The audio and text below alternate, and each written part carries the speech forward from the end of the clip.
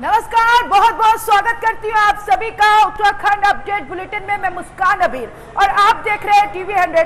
आइए बुलेटिन को खोलते हैं केदारनाथ धाम यात्रा से। केदारनाथ धाम यात्रा पर जाने वाले श्रद्धालुओं के लिए इस साल हेली सेवा को लेकर जबरदस्त उत्साह देखने को मिल रहा है। इस बार हेलीकॉप्टर टिकट बुकिंग स्टॉल 1 महीने के लिए खोला गया था, लेकिन पहले ही दिन पूरे महीने की बुकिंग फुल हो गई। जानकारी के अनुसार 23,150 यात्रियों ने पहले दिन ही केदारनाथ हेली सेवा के टिकट बुक कर लिए, जिससे बुकिंग पोर्टल पर काफी भीड़ देखी गई। इस बार केदारनाथ हेली सेवा का संचालन 9 एविएशन कंपनियां कर रही हैं, जिसमें Pawan Hans, Aryan, Thumby, Trans Bharat, Global, Vectra, Himalayan Heli और साथ ही साथ कैस्ट्रल एरा एयरक्राफ्ट प्रमुख रूप से शामिल है। हेली सेवा के टिकटों की बुकिंग की जिम्मेदारी IRCTC को सौंपी गई है। हेली सेवा की बुकिंग खुलते ही यात्रियों की भारी मांग देखने को मिली, जिससे यह स्पष्ट होता है कि केदारनाथ यात्रा को लेकर श्रद्धालु में कितना उत्साह है।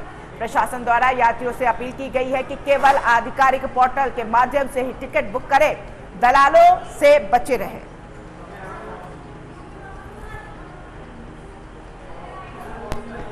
तो 30 अप्रैल से चारधाम यात्रा की शुरुआत हो रही है और इससे पहले प्रशासन और शासन की कड़ी मुस्तैदी ने यह दर्शा दिया है कि आने वाले जो श्रद्धालु हैं, जो यात्री हैं, उन्हें काफी सेवाएं और सुविधाएं मिलने वाली है। और इसी के साथ जब हेली सेवा की बात आती है तो यहाँ पर जब 1 महीने पहले काउंटर खोला गया तो बुकिंग ज्यादा से ज्यादा हो गई, जिससे टिकटों की कमी हो गई और ये बुकिंग की जो सुविधा थी वो भी बंद हो गई। इसे यह अंदाजा लगा सकते हैं कि उत्तराखंड में जिस तरीके से व्यवस्थाएं चारधाम यात्रा को लेकर की जा रही है, उसमें प्रशासन को बहुत ज्यादा सतर्क होने की जरूरत है, क्योंकि यात्री श्रद्धालु बहुत ज्यादा उत्सुक है चारधाम यात्रा को लेकर। जब हेलीपैड से हेलीकॉप्टर की जो टिकट बुकिंग के लिए काउंटर खुला, उसके बाद लगातार बुकिंग होती रही और बुकिंग की जो लिस्ट थी, जितनी भी संख्या रखी गई थी, वो 1 दिन में ही भर गई। तो ऐसे में आप देखना यह है कि क्या इसका विस्तारीकरण किया जाता है या फिर कोई और अन्य विकल्प यात्रियों की सुविधाओं के लिए किया जाएगा, जो वाकई में हेलीपैड से यात्रा करना चाहते हैं चारधाम के। तो पहले ही दिन 23,000 से ज्यादा टिकट बुक हो गए।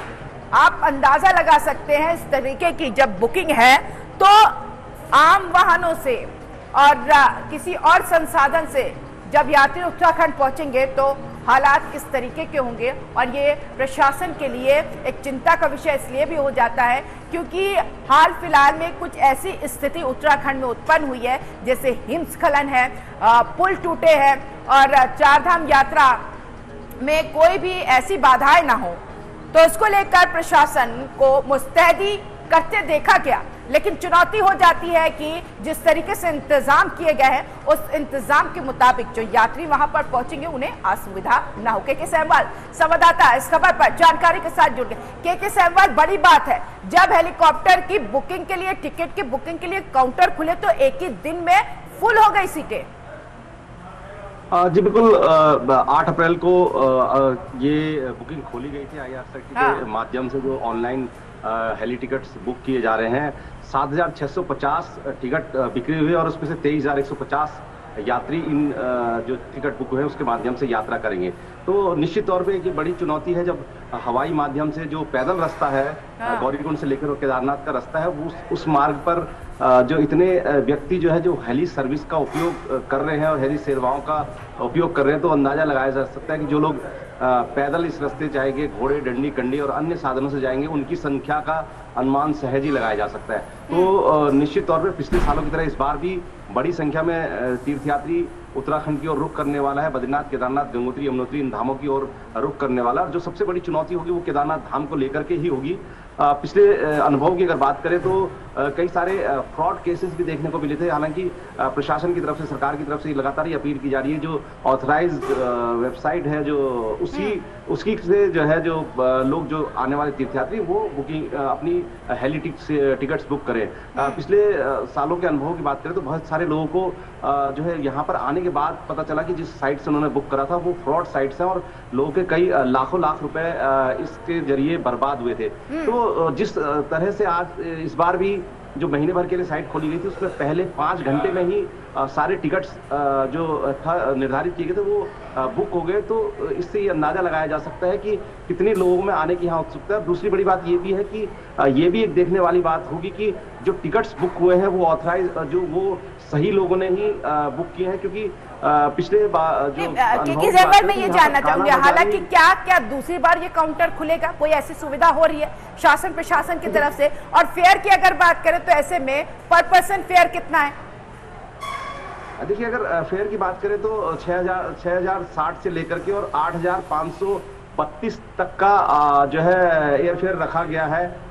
जो अलग अलग स्थानों से जो अलग अलग जगहों पर हेलीपैड्स बनाए गए उनकी दूरी के हिसाब से है। हालांकि 5 मिनट और अधिकतम 8 मिनट की ये जो फ्लाई होती है उससे तीर्थयात्री जो है जो यात्रा करते हैं हेलीकॉप्टर से, सबसे दूरी वाला स्थल जो है वो गुप्तकाशी है जो लगभग 8 मिनट की फ्लाई होती है। तो उसका किराया 8532 रुपए रखा गया और जो सबसे नजदीक की है उसका 6060 रुपए रखा गया है। तो इस तरह से जो निर्धारित किराया किया रखा गया है। वहीं जो एक दूसरी बात जो हम पहले कह रहे थे कि पिछले बार कई सारे केसेस आए जिसमें पुलिस के पास लोग कंप्लेंट लेकर के पहुंचे कि उनके साथ फ्रॉड हुआ है। तो इसी तरीके से ये भी अब देखने वाली बात है कि जो ये टिकट बुक हुए हैं इनको भी एक बार जब तीर्थयात्री पहुंचे तो एक निश्चित तौर पे उनका वेरिफिकेशन कर लिया जाए कि जिन लोगों ने टिकट लिया है वही लोग यात्रा कर रहे हैं।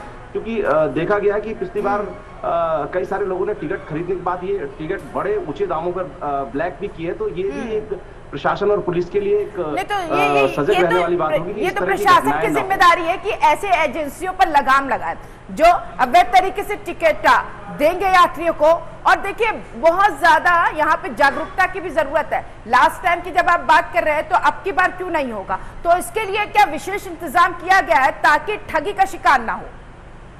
कि सबसे बड़ी बात तो ये है कि पहली चीज तो जो अवेयर करने की बात है, जो कि सरकार और प्रशासन लगातार लोगों से अपील कर रहे हैं कि जो आधिकारिक वेबसाइट है उसी से टिकट लें। और दूसरी जो बात कालाबाजारी की जो बात होती है, जो टिकट ब्लैक किए जाते हैं उसको लेकर के पिछली बार भी जो है पुलिस और प्रशासन की टीम गठित की गई थी कि जिन लोगों ने टिकट लिया है, जिनके नाम से टिकट बुक किए गए हैं, वही लोग यात्रा करें। ऐसा ना हो कि कोई जो टिकट ले लिए जाए और उसके बाद उनको दूसरे जो जरूरतमंद तीर्थयात्री हैं वो उनको उच्च दामों पर बेचे जाए।